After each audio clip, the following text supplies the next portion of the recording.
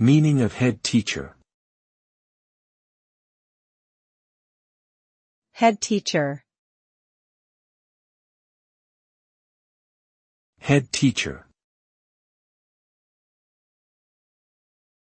Head teacher. Head teacher. A head teacher is the highest-ranking educator in a school who oversees and manages the overall operation of the institution. The head teacher is responsible for creating and implementing school policies, managing staff members, and ensuring that the curriculum is properly designed and taught.